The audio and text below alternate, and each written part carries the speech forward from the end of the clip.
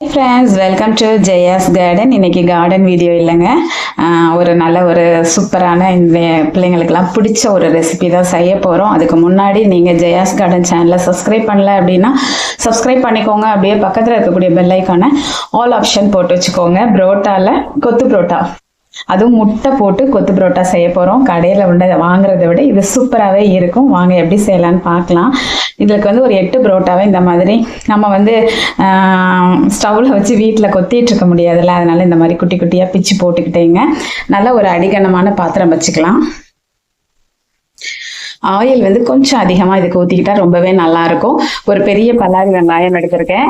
அதுக்கப்புறமா ஒரு 2 பச்சை மிளகாய், நம்ம வீட்டு காந்தாரி மிளகாய், அதை 2 போட்டு கருவேப்பிலையும் போட்டுக்கிட்டேன். சும்மா இதை லைட்டாக கண்ணாடி பதத்துக்கு வதக்கி எடுத்துக்கலாம்.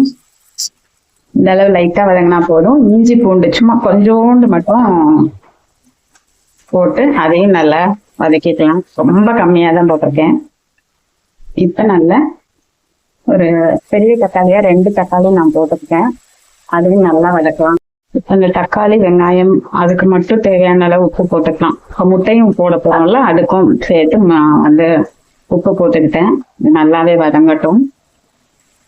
தக்காளி ஓரளவு வதங்கின உடனே கொஞ்சமாக ஒரு ஸ்பூன் அளவுக்கு மிளகாய் பொடியும் ஒரு 1/4 ஸ்பூன் அளவுக்கு கரம் மசாலா பொடியும் போட்டிருக்கேன். தக்காளி கொலைய மசியெல்லாம் வேண்டாம், ஓரளவு பாயில் ஆன உடனே இப்போ நான் 8 புரோட்டாங்கிறதுனால 4 முட்டை ஊற்றிக்கிறேன். இப்போ இதை ஹை ஃப்ளேமில் வச்சு நல்லா கிண்டணும்.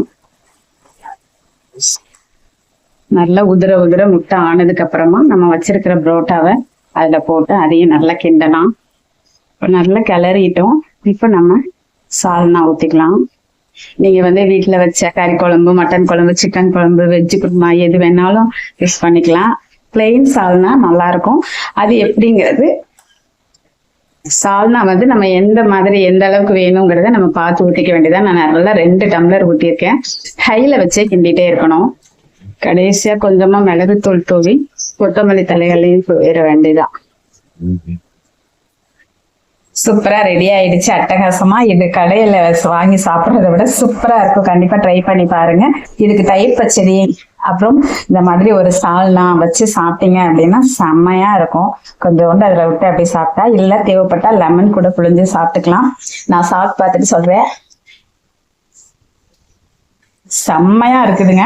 கண்டிப்பா வீட்டுல ட்ரை பண்ணி பாருங்க. பிடிச்சிருந்தா லைக் பண்ணுங்க, ஷேர் பண்ணுங்க, கமெண்ட் பண்ணுங்க. மறக்காம சப்ஸ்கிரைப் பண்ணி சப்போர்ட் பண்ணுங்க. ஓகே, பாய் ஃப்ரெண்ட்.